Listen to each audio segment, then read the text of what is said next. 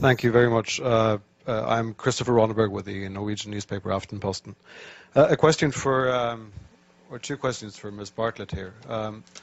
As a journalist, I'm sure you can appreciate getting other impressions than empirical impressions from the ground. When you talk about the Syrian people and what the Syrian people want, how can you quantify that? Do you have any independent surveys where you can actually document that? And secondly, you talk about the corporate media, the Western media, the lies, and all of this. Could you explain what you think might be the agenda from us in the Western media, and why we should lie, why the international organizations on the ground should lie, why we shouldn't believe all these absolutely documentable facts that we see from the ground, these hospitals being bombed, these civilians who are talking about the atrocities that they have been experiencing. How can you justify calling all of us liars? Sure. Thank you. I mean, there are certainly honest journalists amongst the very compromised establishment media. Let's start with your second question. So, international organizations on the ground. Tell me which ones are on the ground in eastern Aleppo. Yeah, okay, I'll tell you, there are none. There are none. These organizations are relying on the Syrian Observatory for Human Rights, which is based in Coventry, UK, and which is one man. They're relying on compromised groups like the White Helmets, which, let's talk about the White Helmets. The White Helmets were founded in 2013 by a British ex-military officer. They have been funded to the tune of $100 million by the US, UK, and Europe, and other states. They purport to be rescuing civilians in eastern Aleppo and Idlib, yet no one in eastern Aleppo has heard of them. And I say no one, bearing in mind that now 95% of these areas of eastern Aleppo are liberated. The White Helmets purport to be neutral, yet they can be found carrying guns and standing on the dead bodies of Syrian soldiers. And their video footage actually contains children that have been recycled in different reports. So you can find a girl named Aya who turns up in a report in month, say, August, and she turns up in the next month in 2 different locations. So they are not credible. The SOHR is not credible. Unnamed activists are not credible. Once or twice, maybe, but every time, not credible. So your sources on the ground, you don't have them. As for your agenda, not your, but the agenda of some corporate media, it is the agenda of regime change. How can the New York Times, I was reading it this morning, or how can Democracy Now!, which I was reading the other day, maintain until this day that this is a civil war in Syria? How can they maintain until this day that that the protests were unarmed and nonviolent until, say, 2012? That is absolutely not true. How can they maintain that the Syrian government is attacking civilians in Aleppo when every person that's coming out of these areas occupied by terrorists is saying the opposite?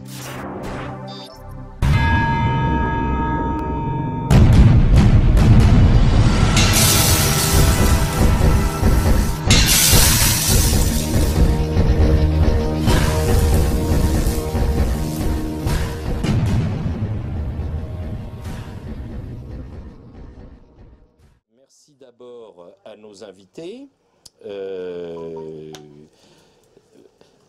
Dans l'ordre de ce qu'on va voir à l'image, Abdo Haddad, Vanessa Billet, Soubry qui est notre organisateur, et j'arrive jamais à prononcer correctement.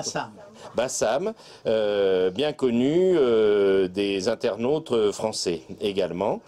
Donc je vais tout de suite passer la parole à Soubry, qui va faire les présentations et qui va nous expliquer un petit peu le thème de cette soirée consacrée, la 3e que nous consacrons à la géopolitique mondiale sous le vocable stratégie du chaos, et où il va être question des médias qui d'ailleurs ne nous en parlent plus du tout.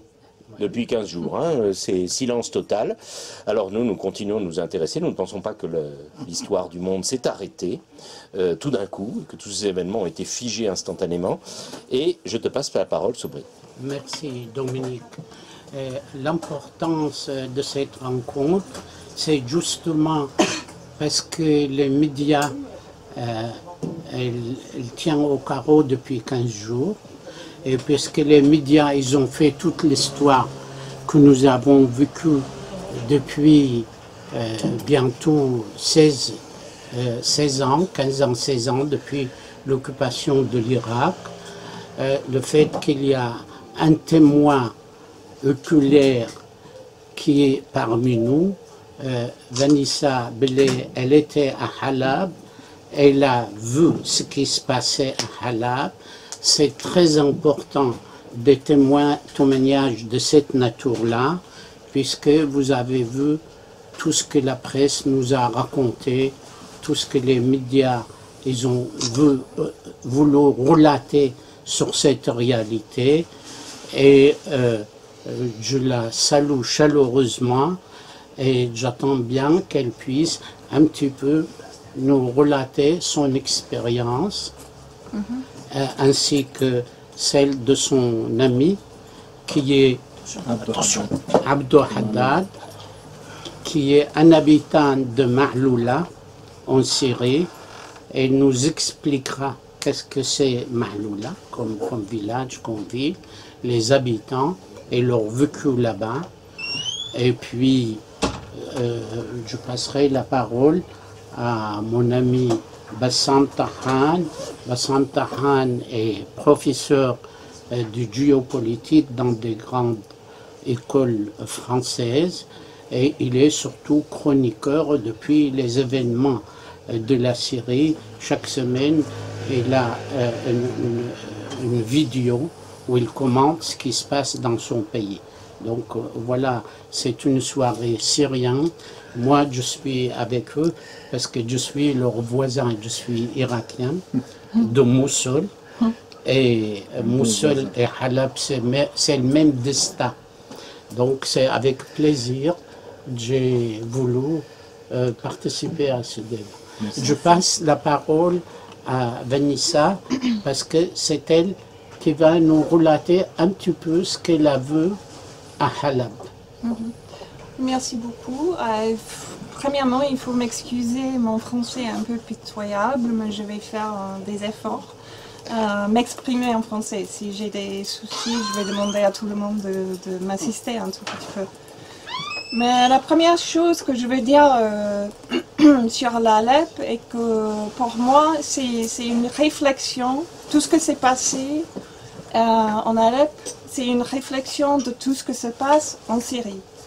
Ça veut dire que jusqu'à la libération, qui était, on peut dire, finie vers le 14 décembre, officiellement, j'y étais depuis le 10 décembre jusqu'au 14 en effet, et puis après pour Noël.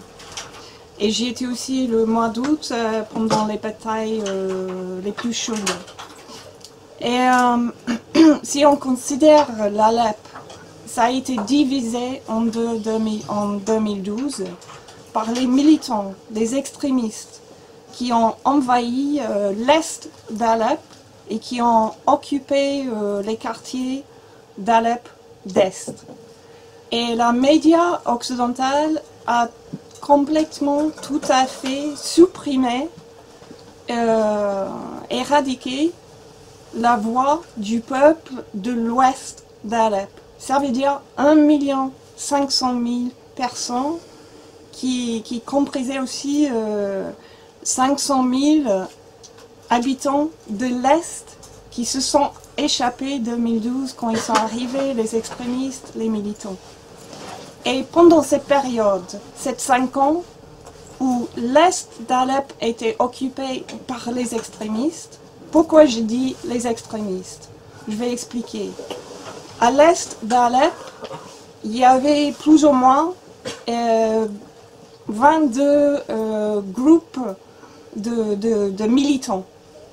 Parmi eux, il y avait par exemple Ahrar Sham, Noal Denzinki, mais le dominant, c'était Nusra Front, c'était Al-Qaïda. Et pour le peuple syrien, la seule différence entre les terroristes, c'est eux qui sont nommés terroristes par la communauté internationale et eux qui ne sont pas considérés terroristes. Mais pour le peuple syrien, il n'y a aucune différence. même entre les entre guillemets modérés, le Free Syrian Army, qui était au début considéré comme modéré. Moi, j'ai entendu les témoignages de l'Est d'Alep où ils m'ont dit, même en 2012, eux, les modérés, le Free Syrian Army, ont exécuté des enfants. Les enfants, les petits enfants de 7 ans, de 8 ans. J'ai rencontré un petit mec de 13 ans. Et il m'a dit, en 2012, ils sont arrivés, ces militants, ces modérés, ils ont exécuté ses petits frères de 7 ans et 8 ans. Pourquoi? Parce que son père était dans l'armée syrienne. Et il faisait partie des batailles pour le prison en Alep. Alors ils ont exécuté 2 enfants. Mais ça, c'était qu'une histoire parmi des milliards, franchement. C'est tout à fait normal, cette histoire. Et alors, ce qu'ils ont aussi complètement supprimé de nos consciences, c'est le fait qu'en effet, 11 000 personnes qui ont été documentées par les officiels à l'ouest d'Alep ont été tuées par Nusra Front avec, comment dire, les Hell Cannon, les missiles. Canon de l'enfer. Merci. Pendant 7-5 ans, 11 000. Et la plupart de ces 11 000, c'était des enfants. Alors ça, on ne raconte pas du tout dans les médias occidentaux, on ne discute pas du tout. Ça veut dire que ces gens-là, à l'ouest, qui fait la plupart du population d'Alep, c'est complètement supprimé dans nos consciences par les médias occidentaux. Pour moi, ça c'est un crime. Ça veut dire que la majorité du peuple d'Alep, c'est complètement supprimé, éradiqué. Et c'est ça qui se passe aussi en Syrie. La majorité des gens en Syrie qui sont pour l'État syrien, qui sont pour l'armée syrienne qui lutte contre ce terrorisme qui a été infiltré dans le pays par nos régimes à l'ouest, et au Qatar, en Saudi Arabie, soutenu par Israël, la plupart des gens en Syrie soutiennent leur État, leur armée, pour lutter contre cette envahison de terrorisme qui vient de l'extérieur. Entre les Syriens, il n'y a pas de conflit, il n'y a que des solutions. Et c'est ça qui est super important à comprendre. Moi, j'y étais en Alep, quand les différents quartiers ont été libérés. J'ai vu les gens de l'Est se réunir avec leur famille à l'Ouest.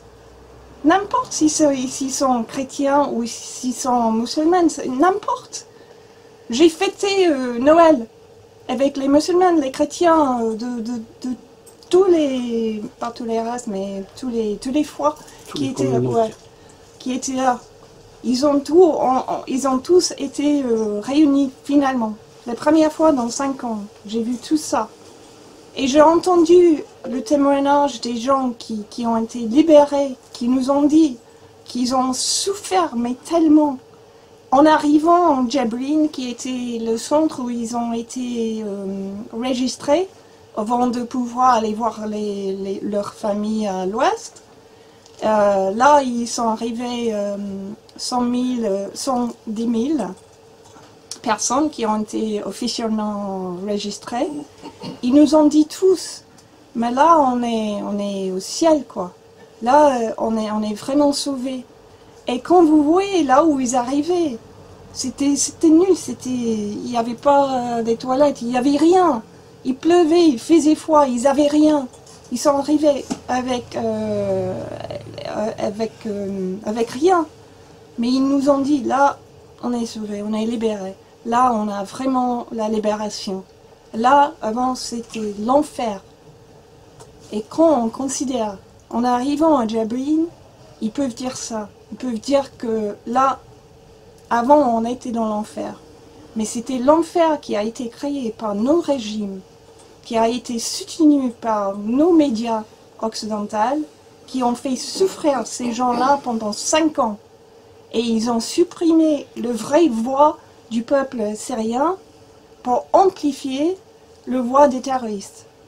C'est le moyen le plus simple, comment je peux expliquer ce qui s'est passé à Alep. Et c'est ça que se passe en toute la Syrie. Ouais.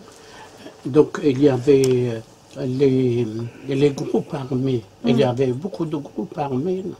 Il y en avait à l'est d'Alep, il y avait plutôt 20 groupes. Ça c'est une estimation, mais on peut dire qu'entre eux, ils se luttaient aussi entre eux. Ouais. Mais le dominant, comme j'ai dit, c'était toujours Al-Qaïda, c'était toujours Nusra Front qui était dominant. Ouais. Et les gens que vous côtoyez, des Syriens, ils se sentaient opprimés par les soldats de régime ou... Non, il faut comprendre que moi, par exemple, j'ai rencontré des soldats syriens qui, en effet, étaient chez eux. Ils sont rentrés chez eux. Ils venaient même de l'Est d'Alep. Ils étaient là pour libérer leur famille. Et en effet, quand j'ai discuté avec plein de civils qui étaient sortis, j'ai rencontré un monsieur qui m'a dit, en effet, pendant 5 ans, quand il n'avait pas Internet, ils n'avaient pas aucune nouvelle de l'extérieur, par exemple, à part de ceux qui racontaient les terroristes. Et je lui ai demandé, est-ce que l'armée syrienne vous a bien traité? Il m'a dit, écoute, pendant 5 ans, les terroristes nous ont dit, bah là, il faut avoir peur. Quand l'armée syrienne va arriver, il va vous tous massacrer quand vous êtes sunnis. Et il m'a dit, mais je me suis rendu compte qu'en effet, c'était que des mensonges. Mais ils ont lavé les cerveaux pendant les 5 ans, ils ont fait peur aux gens. Juste une petite question pratique, concrète. Elle est importante parce qu'elle permet de comprendre l'enfumage total des médias français. Comme tu l'as rappelé, c'est des témoignages nombreux que nous avons eus. C'est qu'en réalité, l'essentiel de la population qui était à l'Est n'avait pratiquement pas d'accès Internet, n'avait pas de possibilité de communiquer. D'ailleurs, les liaisons apparemment étaient quasiment impossibles ou très mauvaises. Mais curieusement, il arrivait toutes sortes de tweets, d'informations, de vidéos par des téléphones, etc. D'un certain nombre de gens qui disaient qu'ils étaient là. Est-ce que tu peux parler de ça? Ouais, même quand j'y étais, moi j'avais même pas le réseau portable, j'avais même pas le Wi-Fi. Le Wi-Fi c'était, voilà, c'était foutu. Mais j'avais même pas le réseau portable. Et ça c'était après la libération. Alors pendant, on peut dire, le conflit, comment ils ont réussi à avoir le contact Skype, le réseau parfait en CNN, en Channel 4, en BBC, etc. Non mais je comprends pas du tout, franchement. Et pour la plupart des gens, ils n'avaient pas à manger. Pourquoi? Parce que les terroristes ont tout gardé pour eux-mêmes. Et pour leur famille, pour le camarade. Alors voilà, tout a été, les civils étaient tout à fait déprivés privés de tout.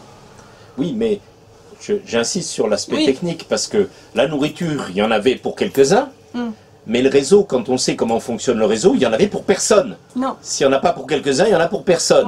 Voilà. Donc la question, on peut toujours dire que c'est des inventions, mais si l'essentiel de la population n'avait aucun accès, réseau, téléphonique, Wi-Fi, Dieu sait quoi, Internet, ça veut dire que personne n'en avait.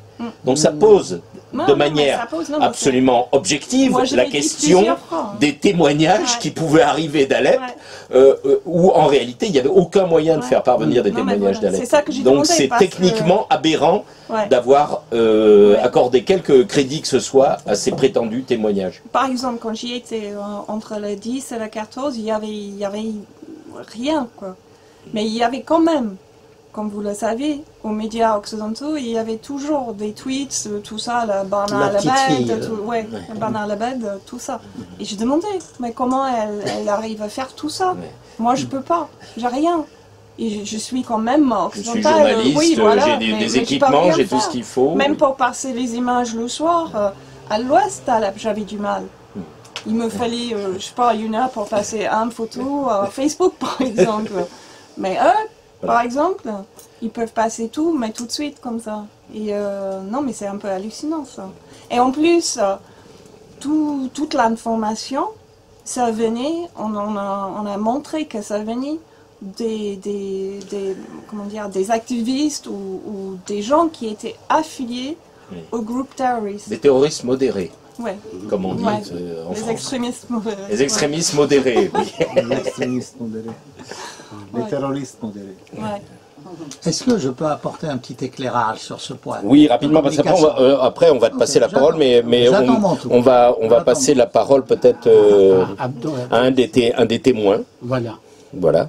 Alors, qu'est-ce que j'ai dit tout à l'heure? Que vous étiez un habitant de la ville de Ma'loula. Et c'est quoi Ma'loula? On entend parler. Quelle est sa spécificité, cette ville? Oui, bien sûr, je vais parler.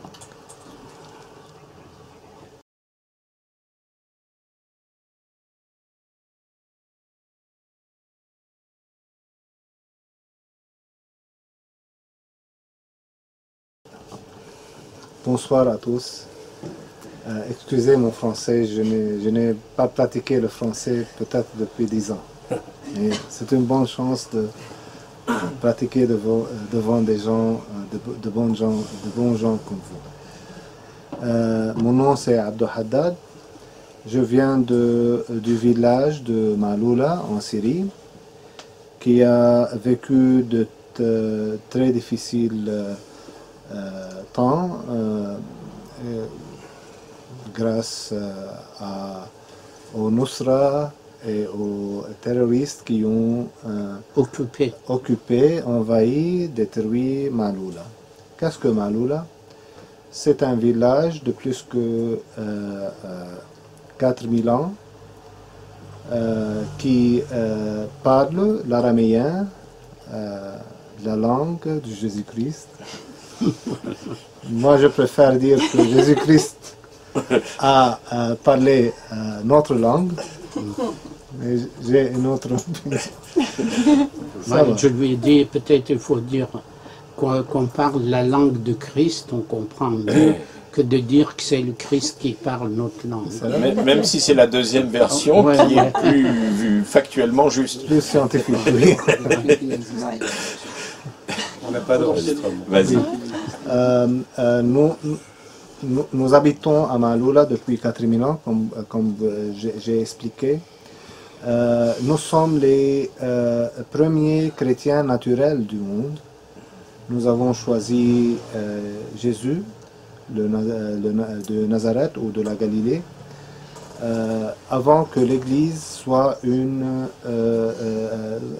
sorte d'association. Il y a toujours à Ma'loula des églises secrètes et des églises dans des grottes, dans notre maison. J'ai une maison datant de plus que 1500 ans à Ma'loula et j'ai une église secrète dans ma maison. Plusieurs maisons de Ma'loula ont cette église. Il y a encore à Ma'loula la plus ancienne église du monde, c'est l'église de Saint Sergius et Bacchus. Et la deuxième, c'est l'église de Sainte Thakla, qui est la disciple de Saint Paul. Et quand elle a pris Ma'loula comme refuge, elle a pris le refuge à Ma'loula parce qu'il y avait des gens qui aimaient ce jeune homme, Jésus-Christ, qui parle de quelque chose de très bon et de très paisible. C'est le symbolisme de Ma'loula, ou un de ces symbolismes de Ma'loula. Ma'loula a survécu plusieurs attentes d'envahissement. Plusieurs invasions. Oui, attaques et invasions. Oui. Les Persians, comment on dit? Les Persiens, les Perses. Les Perses. Les Iraniens d'aujourd'hui. Les Grecs. Oui. Les Grecs. Les pharaonistes ou les Égyptiens. Définitivement les Ottomans. Et la dernière fois étaient les islamistes ou les extrémistes Modéré. islamistes. Oui, modérés pour les médias, mais pour nous, la différence est entre nous tuer avec un couteau ou nous tuer avec une balle. Oui. Mais le but est de nous tuer. La dernière fois était en 2013. Ils ont envahi Maaloula, ils nous ont siégés. Assiégés. Et ils ont tried. Ils ont essayé. Non, they have tried. Ils ont essayé de nous convertir. Convertir dans deux manières. De laisser notre foi chrétienne et adopter la foi musulmane, et convertir notre choix politique et social qui était le choix de l'État syrien, des constitutions syriennes, des lois, des valeurs et de l'histoire, et le choix du peuple syrien. Ils n'ont pas réussi dans les deux buts qu'ils ont essayé. Ils ont réussi à tuer 5 de nos jeunes hommes. Trois de ces hommes étaient dans une même maison.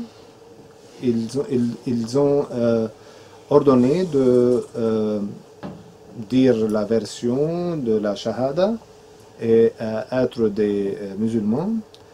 Le premier était Sarkis, à 19 ans, était un étudiant de la science de computer science. Oui, informatique. Sa réponse était mais si vous voulez me tuer parce que j'ai la foi en Jésus, cette foi demeure dans mon cœur si n'importe que c'est ce que je dis. Ils ont mis une balle dans son cerveau, dans sa tête, et la personne qui l'a tué était son propre voisin, Omar. Oui. Le second était et ici que vous voyez le courage que ces 3 martyrs ont exprimé. Parce que si vous voyez une personne qui était tuée devant vous, vous ferez n'importe que ce criminel vous demande. Le second était Anton. Anton était un simple homme qui servait à l'église gratuitement, qui était un très, très gentil homme. On l'appelait le saint vivant de Maaloula avant d'être tué. Maintenant, c'est le saint martyr de Maaloula. Il a dit, j'ai vécu un chrétien et je préfère mourir un chrétien. Et on l'a tué encore. Le troisième n'a pas eu la chance de répondre, mais il a pris la choix d'essayer de les abattre, même s'il n'a pas des armes. Parce qu'il y avait des autres gens. Parce qu'ils ont mis une balle dans la poitrine d'Antoinette, la sœur d'Antoine, et il y avait un jeune homme de 90 ans, et il y avait plus de gens qui avaient pris refuge dans cette maison. C'est pour cela que cette maison, les terroristes ont choisi de rentrer, parce qu'ils vont tuer le plus grand nombre avant que les autres gens, les autres hommes de Maaloula qui défendaient Maaloula arrivent à cette place. Ils ont tué Michael, le troisième, et ils ont mis une grenade dans la chambre où les autres gens ont pris refuge. Mais ils ne savent pas que dans cette chambre, il y avait une église secrète, que tous les gens ont pris refuge, et la grenade n'a pas tué aucun d'entre eux. Ils s'étaient réfugiés dans l'église secrète. Dans l'église secrète. Antoinette, on a sauvé Antoinette dans quelques heures. Et il y a des vidéos qui prouvent... est en train, aujourd'hui, est en train de faire ce témoignage chaque jour pour toute personne qui visite Maaloula. Notre choix, comme j'ai expliqué, c'était le choix légal, le choix de l'État, de l'existence syrienne comme un peuple et comme une civilisation. Nous sommes peut-être les ancêtres directs de la fondation araméenne en Syrie. Parce que peut-être à Maaloula, nous sommes géographiques, dans notre géographie, nous sommes entre trois montagnes. Nous n'avons pas la chance de se marier avec d'autres communautés. Vous êtes isolés. Oui, nous sommes isolés. C'est pour cela que aujourd'hui, la plupart de nos familles, de notre second nom est araméen, jusqu'à aujourd'hui.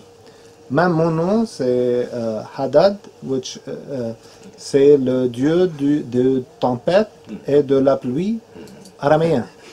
Oui. Un nom assez courant. Oui. Et la plupart des familles de Maaloula ont ces noms araméens jusqu'aujourd'hui. Et on parle l'araméen jusqu'aujourd'hui dans notre vie quotidienne de chaque jour. On a pris Maaloula en avril 2014, juste 3 jours avant Pâques. Et depuis cette histoire, nous luttons pour survivre.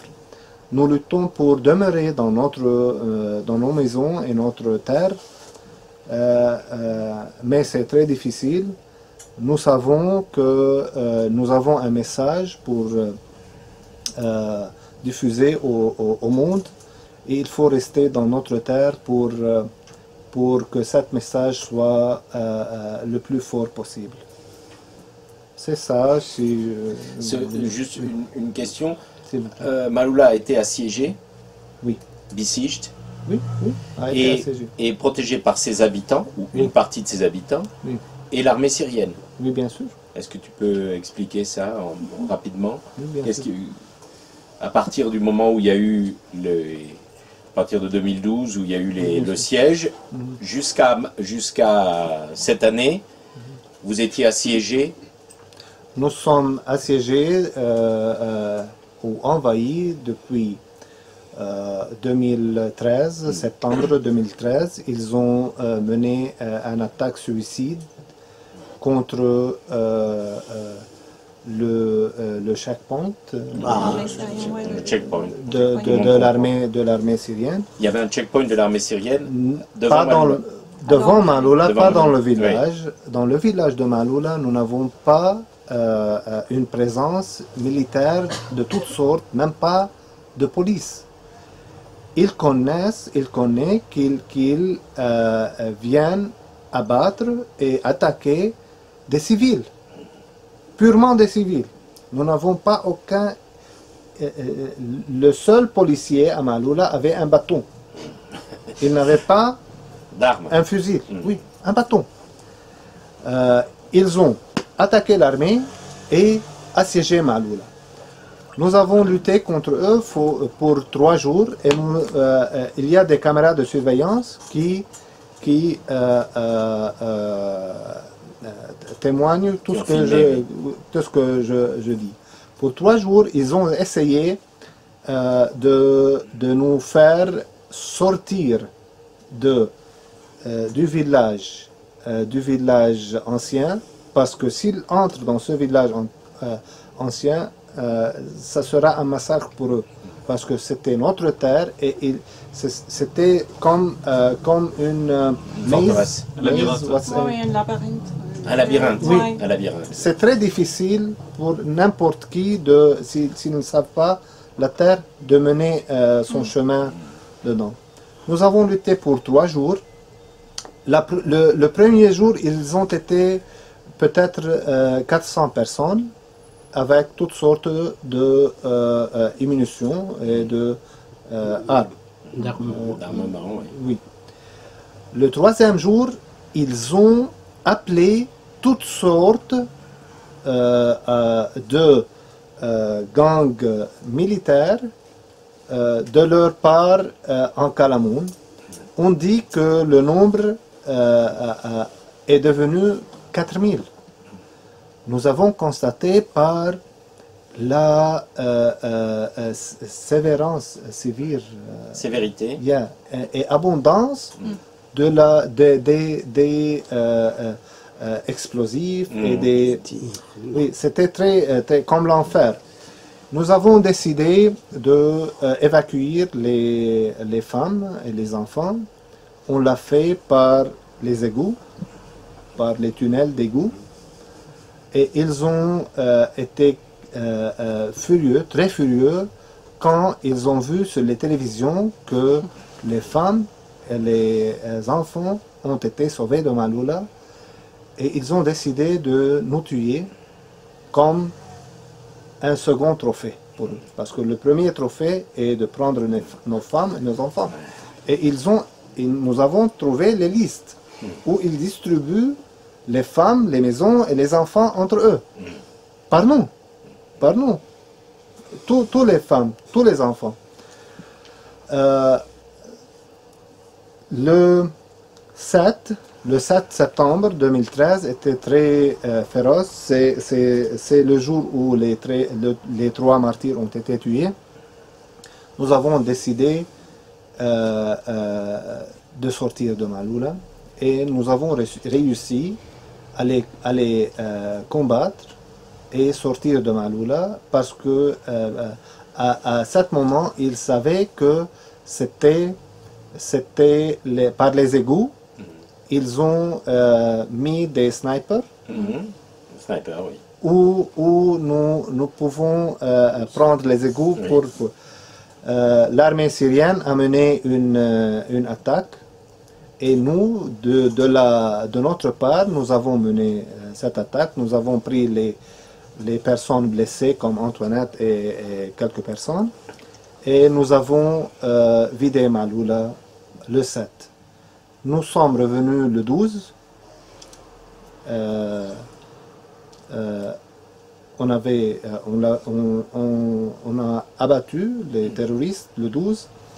Et depuis le 12 septembre jusqu'au 23 octobre, nous étions dans le village et ils étaient dans les montagnes.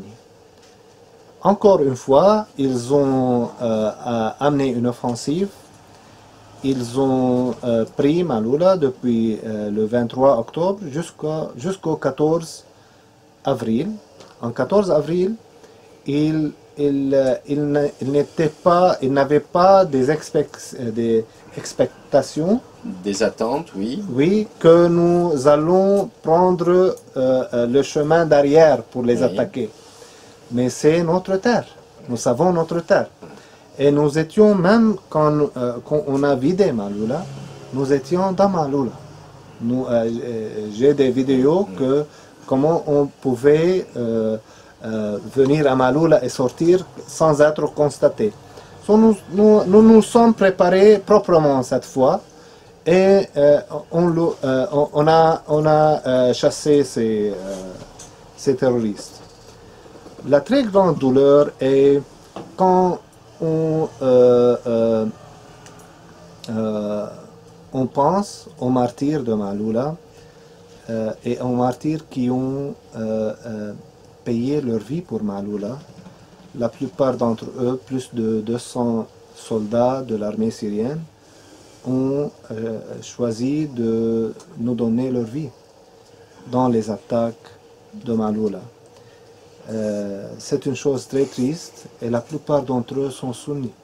J'allais dire, l'essentiel sont La plupart d'entre eux et sont sunnites. musulmans, sunnites, Oui. mais ils n'ont pas défendu Maaloula parce que Maaloula est chrétienne et ils n'ont pas choisi d'être une part ou de joindre l'armée syrienne parce que la plupart de l'armée syrienne était sunnite. Oui. Non.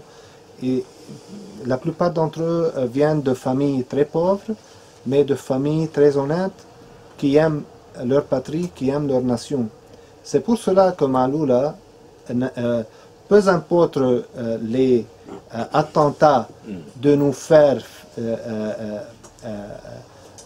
poser comme une milice chrétienne, nous sommes toujours, même notre combattants sont toujours une part de l'armée nationale syrienne et nous n'avons pas et jamais avoir l'idée de faire une milice chrétienne parce que si on fait une milice chrétienne puis une milice alawite, puis à ce moment ça sera une guerre civile. Jusqu'à maintenant ce n'est pas une guerre civile. Nous avons à Maaloula 5 martyrs, mais il y a 45 martyrs de Maaloula qui ont payé la vie tout autour de la Syrie, dans toute la Syrie. À Deir ez-Zor, maintenant nous avons des combattants à Deir ez-Zor, de Maaloula, qui ont été, depuis peut-être 2 semaines, attaqués dans une très féroce façon par ISIS, par l'État islamique. Ils sont membres de l'armée syrienne, Oui. l'armée arabe Oui, syrienne. oui, bien sûr. Exact, eux, les gens de Maaloula, exactement comme l'armée, les sunnites, la population sunnite est membre de l'armée arabe syrienne qui a défendu les chrétiens de Maaloula. Nous sommes... Il n'y a pas eu de milice d'où qu'elle jamais, vienne. jamais. Non, non, non. C'est important à signaler pour ceux qui connaissent par exemple l'histoire du Liban, c'est une des caractéristiques très typiques de C'est ça ce qui qui s'est a passé. mené, de la Syrie. que le Liban a été décrit comme une guerre civile, Mais c'est mais faux. pas en Syrie. Oui, c'est faux, bien sûr, c'est faux. J'ai vécu au Liban aussi. C'est une guerre d'invasion. Oui, bien sûr. Voilà. En Syrie, c'est une guerre d'invasion et nous avons des martyrs à Alep, nous avons des martyrs à Idlib, nous avons des martyrs à Tartous, à Homs, dans tout le sol syrien, nous avons notre sang maintenant. Et ce n'est pas bon de dire que nous sommes chrétiens avant d'être syriens. Non. Par l'histoire, par la géographie et par le présent, nous sommes syriens toujours. Bon, on va donc passer peut-être la parole à un autre Syrien. On va passer la parole à Bassam. Alors, Bassam, il doit nous parler, entre autres, il a relevé de quantité de mensonges dans les médias français pour compléter un petit peu le témoignage de Vanessa, où elle disait qu'il y avait des histoires insensées qu'on racontait sur Halab, alors elle constatait le contraire. Bien, alors bonsoir. D'abord, je suis très honoré de votre présence, n'est-ce pas? Surtout que votre témoignage a eu un succès monstre, il faut le dire. Les médias alternatifs, j'en fais un peu partie, avec aussi des gens dans la salle, ont aussi contribué à ce que votre vidéo soit dispatchée, distribuée le plus possible, voyez-vous. D'une part, et je vous félicite, vous avez eu le courage d'y aller, de vivre. Moi, je viens d'Alep, mais ça fait belle lurette que je suis en France. Mais, alors, avant de vous parler de mon expérience, je tiens également à exprimer toute mon émotion vis-à-vis de l'exposé de mon compatriote de Maaloula, qui est très touchante. On montre comment cette Syrie est en fait unie et désunie à la fois, hein, parce qu'il y a des éléments paradoxaux. Hein. ce qui reflète la situation. Et ça paraissait également dans les vidéos de Vanessa. On voyait qu'il y a une certaine objectivité que nous ne trouvons pas dans les médias mainstream en France. Alors, si vous voulez, moi, je peux vous parler évidemment des mensonges pendant 5 ans, mais là, il faudrait, des heures et des heures, parce que tout ce que vous avez entendu pratiquement dans les mainstream, c'est du mensonge, de bout en bout. Tout. Et on peut le démonter fait par fait. Alors, si vous voulez, moi, je veux vous parler de ma propre expérience avec les médias, parce que j'ai travaillé dans les médias mainstream à un moment donné, et j'en ai été exclu. Alors, par exemple, pour l'information, c'est vrai que tout le monde puise ses informations à l'OSDH de Coventry, où il y a un bonhomme payé par les services secrets qui arrose toutes les agences de nouvelles sur la Syrie. Un seul homme. Et on nous dit, vous voyez, c'est la faute du gouvernement syrien, il n'y a pas de journalistes qui y vont. Le gouvernement n'autorise pas. Faux. C'est des journalistes qui veulent passer de l'autre côté, de l'autre côté de la Turquie, parce qu'à un moment donné, tous les médias, et toute la classe politique dans le monde entier, ils étaient convaincus de la chute d'Assad. Que c'est clos, c'est fini. J'étais honnêtement parmi les rares qui soutenaient toujours que c'est une fausse analyse. Vous ne connaissez pas la Syrie, Assad ne tombera pas. Alors là, je vais référencer mon discours. Je vous conseille, je vois Frédéric Sayot dans la salle, j'ai fait avec lui au moins 43 vidéos depuis le début de la crise. Sur le site d'Eurasie Express. D'Eurasie Express, voilà, sur le site d'Eurasie Express. Donc vous avez toute une chronique pendant 5 ans. Mais je vais venir à des détails plus précis. Dans le temps, j'étais interviewé par France Info, de temps en temps.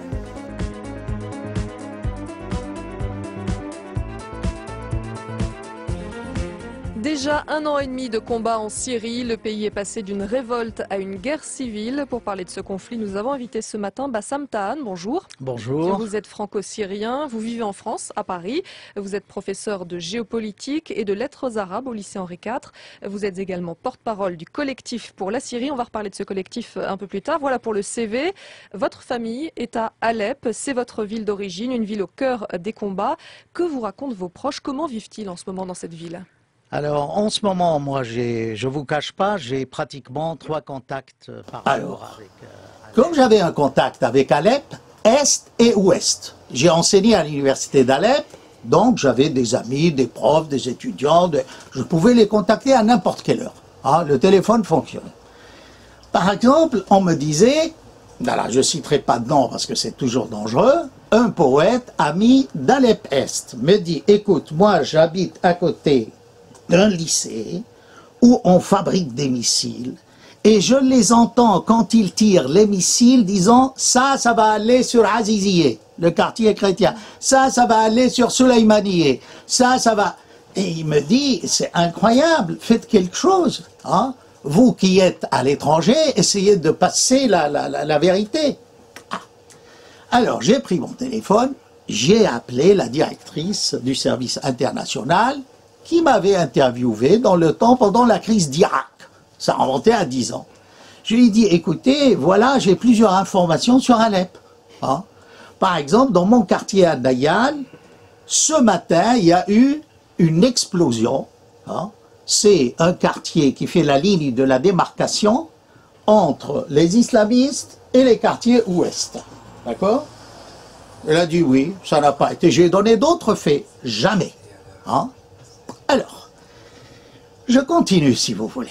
Elle m'a invité le 6 août 2012. C'est un rappel de quelle chaîne d'information? France Info. France Info, oui. Où je suis intervenu et j'ai donné ma version. J'ai dit, écoutez, primo, ce sont des islamistes.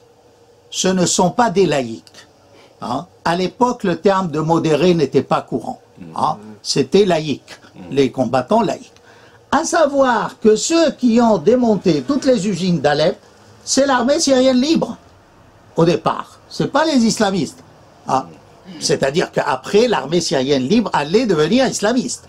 Mais au départ, on nous parlait toujours, vous vous souvenez, l'armée syrienne libre, l'armée syrienne... Mais l'armée syrienne libre a dépouillé les gens de tous leurs biens, a démonté les usines. Alors, après cette intervention, vous voyez, on ne m'interviewait plus. Hein? C'est peut-être par hasard, le 6 août, il n'y avait personne. Le mois d'août, tout le monde est en vacances. Mais, chose curieuse, c'est que le lendemain, chez Bourdin, mais ce n'était pas Bourdin, c'était son remplaçant, le 7 août 2012, il m'invite aussi. Je dis, qu'est-ce que c'est? Alors, je tiens le même discours. Vous pouvez aller vérifier que ce sont des islamistes, qu'on nous trempe.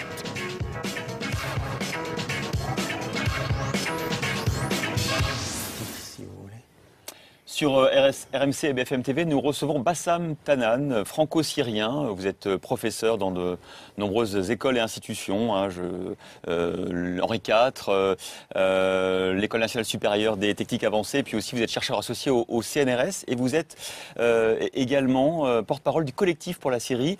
Avant de parler de tout ça, peut-être, je sais que vous êtes originaire d'Alep, vous avez de la famille à Alep. Au moment de cette bataille décisive, est-ce que vous avez des nouvelles de vos proches ? Oui, je viens de les avoir juste avant d'entrer dans ce studio.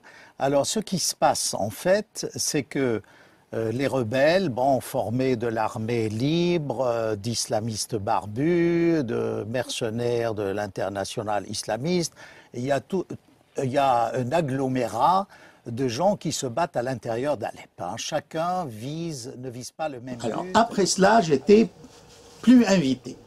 C'est-à-dire, dans cette technique de mensonge, il faut exclure toutes les voix qui apportent une contradiction à la doxa officielle. Mais ça, c'est la particularité qu'on a eue depuis donc, cette époque.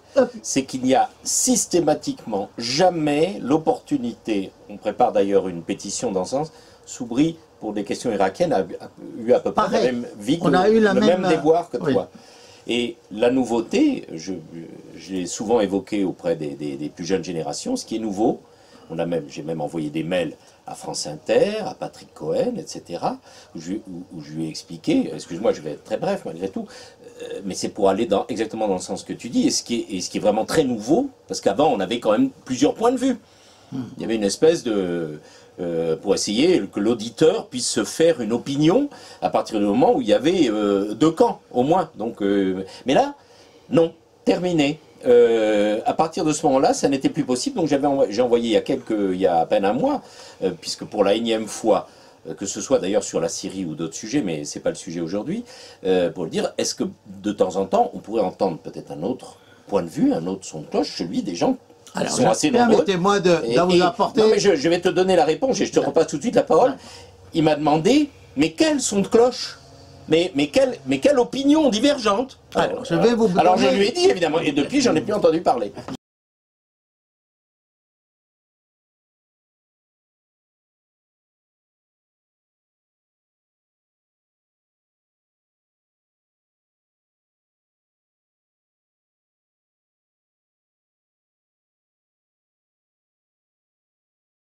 Je vais vous donner des faits précis. Je viens à France 24. Il y avait un monsieur qui était chef de rédaction en arabe. Aujourd'hui, il est le conseiller de presse et le porte-parole de la coalition syrienne à Istanbul. C'était un chef de rédaction à France 24. Bon. J'ai un ami qui tient une revue, je ne citerai pas de nom parce que c'est dangereux pour les personnes, qui m'a dit, écoute Bassam, j'étais dans le bureau, il ne savait pas à France 24, il ne savait pas que j'étais là, j'ai entendu ce monsieur, rédacteur en chef, dire « Vous me supprimez, monsieur Bassam Tahan, c'est une liste noire, il ne faut plus qu'il passe. » C'est ce journaliste qui ne travaille pas à France 24 qui me l'a dit. Bien. Après cela, ce même monsieur, vous voyez, et là je réponds à votre interrogation, comment il communiquait d'Alep. Pourquoi il a été viré de France 24? Au bout d'un moment, hein, il a sévi pendant à peu près 2 ans là-dedans, hein, à exclure les gens. C'est que le standardiste de France 24 savait l'origine des coups de fil qui arrivaient à la télé. On peut savoir, ça vient des Émirats, ça vient du Qatar, ça vient d'Alep, ça vient d'où? Ils se sont rendus compte qu'à chaque fois qu'il y avait un témoignage d'Alep, ça venait du Qatar ou des Émirats. Ah. Alors, petit à petit, l'information, je vous raconte ce que des gens de France 24 amis m'ont raconté. Hein. Je leur fais confiance. Donc, au bout d'un moment, ils se sont rendus compte que l'information était biaisée. Hein. Autre chose, la fois où on a dit que l'ambassadrice de Syrie avait démissionné et a rejoint la révolution, hein, c'était au moment où ce monsieur était rédacteur en chef. J'entends, moi, je connais l'ambassadrice, sa voix, son accent. Hein. Je dis, mais ils ont passé un enregistrement. En aucun cas, hein, la fille qui parlait, la dame, pouvait être l'ambassadrice.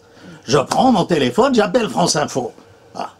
J'appelle un ami qui travaillait là-bas, je lui dis, écoutez, ben arrêtez, vous relayez une information, mais elle est entièrement fausse. Il m'a dit, pourquoi? Ben, j'ai dit, parce que c'est pas la voix de l'ambassadrice, vous allez vous faire ridiculiser. Arrêtez ça. Hein. Bon. Finalement, ce bonhomme, enfin, rédacteur en chef, a été renvoyé de France 24. Je continue sur France 24.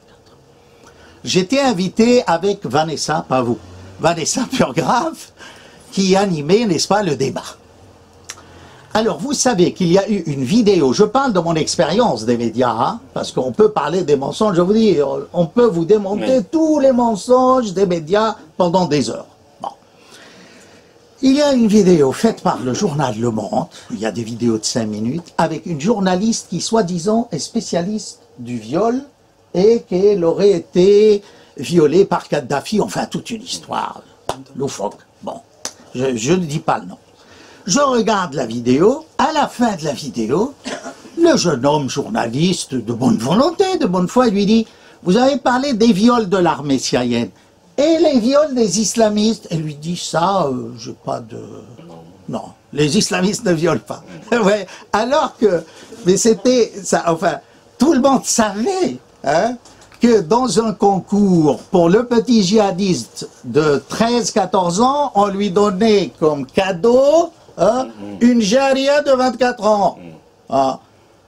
Une femme esclave, butin de guerre, comme notre ami a appelé ça les trophées. Vous voyez? Donc, après cela, alors, Vanessa me dit, ah non, non, non, monsieur Tahan, moi j'ai reçu cette journaliste, elle n'a pas dit ça. Je lui ai dit, écoutez, peut-être que dans votre émission, elle n'a pas dit ça. Je reprends, hein, vous pouvez vous référer. D'ailleurs, alors, entre parenthèses, toutes les vidéos qui les dérangent, ça disparaît. Oui. Je vous défie de trouver la vidéo où, entre autres, pour cette vidéo et cette intervention, j'étais exclu des BFM. C'est quand j'étais le premier à dire, écoutez, Fabius, que j'ai écouté au colloque de Marrakech, a dit, Al-Nusra fait du bon boulot. Il faudrait qu'il revoie sa position. Trouvez cette vidéo. Moi, je l'ai vue. Si elle a disparu aujourd'hui, voilà. On t'expliquerait c'est encore un coup des Russes, évidemment. Voilà. Évidemment, c'est les Russes. Ou de Bachar el-Assad. Parce que Bachar el-Assad est responsable de tous les maux. Oui, oui. Hein, mais c'est Poutine qui est derrière. Là-dessus, elle m'a dit, monsieur Tahan, mais vous faites de la désinformation. Et j'ai dit, moi je ne vous parle pas de quand elle était chez vous, je parle de la vidéo. Ah. Elle dit ça. Elle a dit, monsieur Tahan, vous faites de la désinformation, on ne vous invitera plus à France 24. Voilà. Cette vidéo aussi a disparu à un moment donné. Il y a d'autres, vous savez maintenant, de bonne volonté comme vous, qui ont enregistré, qui l'ont remise. Il y a toute une bagarre. On est manipulé par les Russes aussi, qu'est-ce que tu crois ? Mais ils peuvent vous la supprimer si vous la mettez, parce que vous n'êtes pas propriétaire. C'est très complexe. Bref. Donc vous voyez, pour ce qui est... Alors, je reviens à... Ça, c'est France 24. Je reviens à BFM. L'affaire Fabius. J'ai dit ça... on m'a demandé, à l'époque, j'étais pas encore...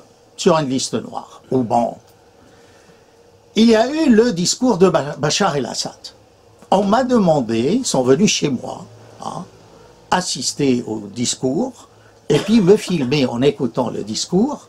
D'ailleurs, je me demande où passent ces cassettes, où, quand on vient chez vous et on vous filme. Et où j'ai dit, là, il faut que Fabius revoie son attitude. C'est parce que c'est insoutenable. On ne peut pas faire l'apologie des terroristes. Depuis ce jour-là, j'étais très rarement invité à BFM, pour ainsi dire après, jamais. Hein. Il en était de même de France 24 en arabe, comme de France 24 en français. Aujourd'hui, là, dernièrement, j'ai été, il y a un nouveau directeur, il m'a dit, non, on n'a pas de liste noire, monsieur Taran. Vous serez invité, vous verrez, fréquemment. Il y a de ça 2 mois. J'ai toujours pas été invité, mais enfin... Je voulais te poser une question à propos de ça, justement. Non, non, vous voyez à quel point les médias contrôlent et excluent tout discours. Ou sont contrôlés. Oui, plutôt. par exemple, pourquoi Vanessa n'est pas passée dans les médias français? Pourquoi le descendant du dieu de la tempête, Haddad, n'est pas invité? Pourquoi à chaque débat sur la Syrie, il n'y a pas de Syriens? Ou quand il y a des Syriens, ce sont les gens payés soit par les États-Unis, soit par les services secrets français, soit les gens à qui Fabius a promis des postes gouvernementaux dans le cas où Assad est renversé, parce qu'il y a ça aussi. Et je les connais de l'intérieur, comment ils se bouffaient le nez pour les soi-disant futurs postes qui allaient être Premier ministre, une fois Assad tombé. Non, vous vous rendez compte. Jamais, prenez toutes les émissions, par exemple, c'est dans l'air. C'est dans l'air, moi je suis intervenu une fois, il y a de ça, à l'assassinat de Hariri. D'accord? Oui, où j'ai mis en boîte, vous pouvez la voir, voilà, le spécialiste, n'est-ce pas, de l'époque, du Moyen-Orient, enfin c'est à mourir.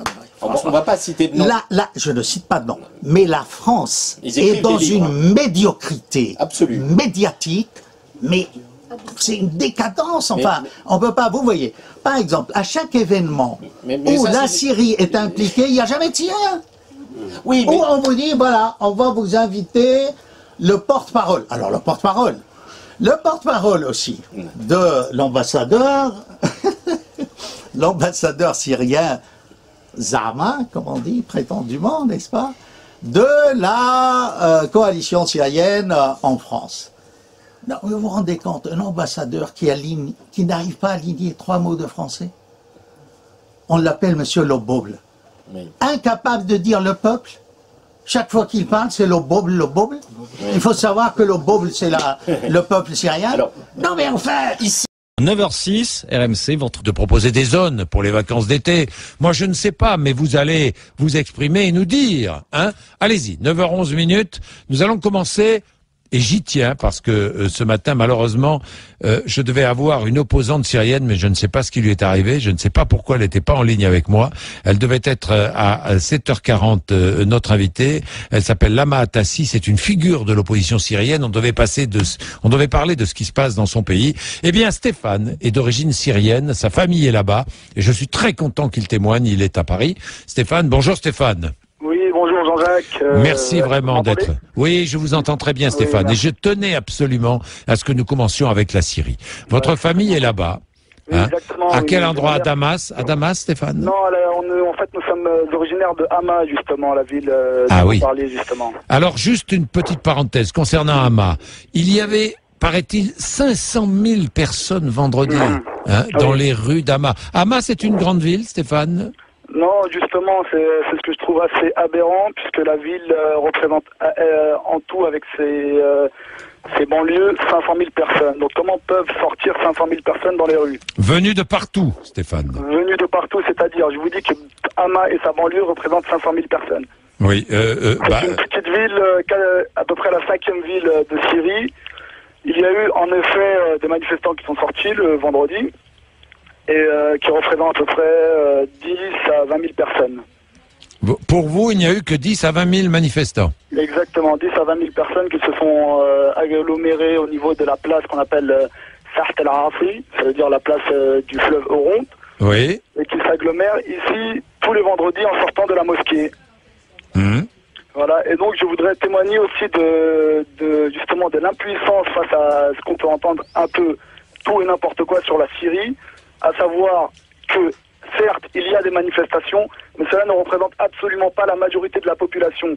Pourquoi montrer à tout prix des vidéos prises sur un portable représentant à peine une centaine ou voire 500 personnes, en occultant à côté des millions de personnes en soutien à la Syrie, notamment en France et partout dans le monde. En soutien au président Bachar al-Assad. Au président et à la Syrie, en particulier à la Syrie. Non, Ce non, n'est mais pas par attendez. le président. Ce n'est pas que pour le président. Cessez de faire des amalgames.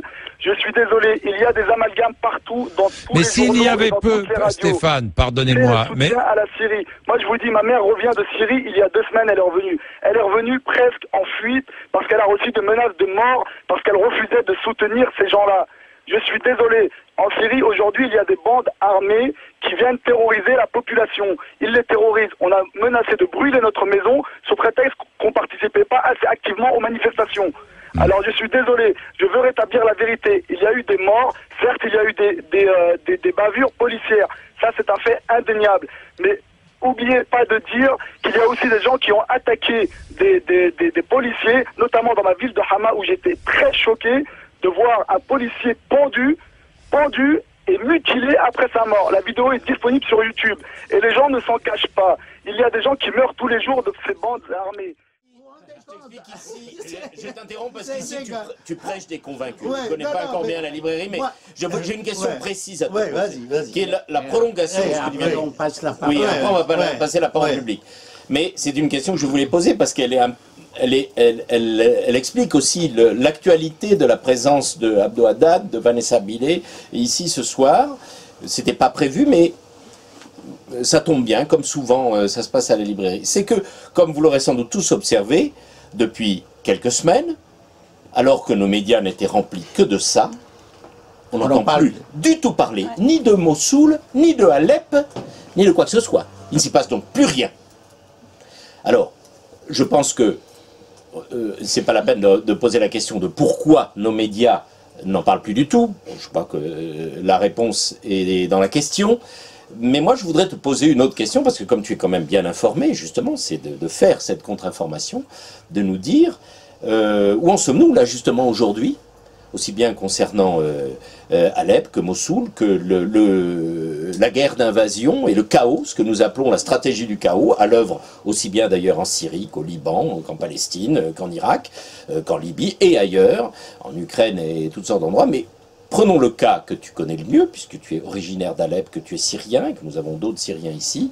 Là, aujourd'hui, où en sommes-nous ? En résumé et rapidement, puisqu'on n'a plus aucune information. Rapidement, si vous voulez. Ce qui est important, c'est que les Russes ont maintenant une base militaire importante dans la région. Ça change toute la donne.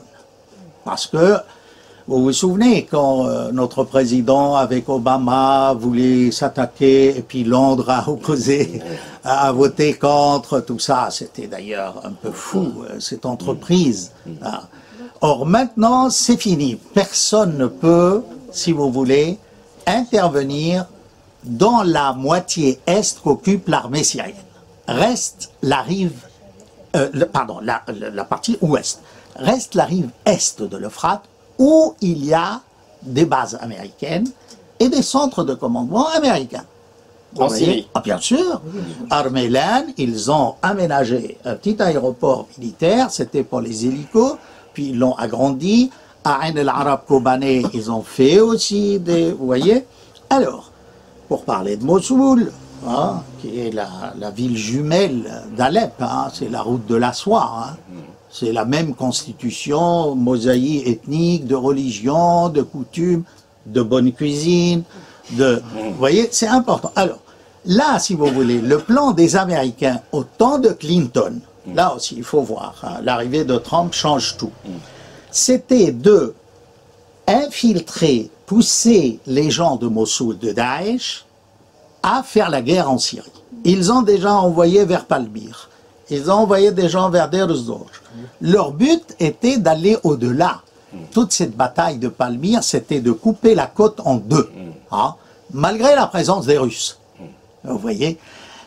Où se pose le problème? Est-ce que les Russes peuvent s'attaquer aux avions américains qui survolent la région est de l'Euphrate, où il y a des Daeshistes, des Kurdes, des démocrates. Hein, non pas est-ce qu'ils peuvent, mais est-ce qu'ils veulent? Parce qu'ils peuvent très bien. Mais ils peuvent pas. Mais est-ce qu'ils veulent le faire?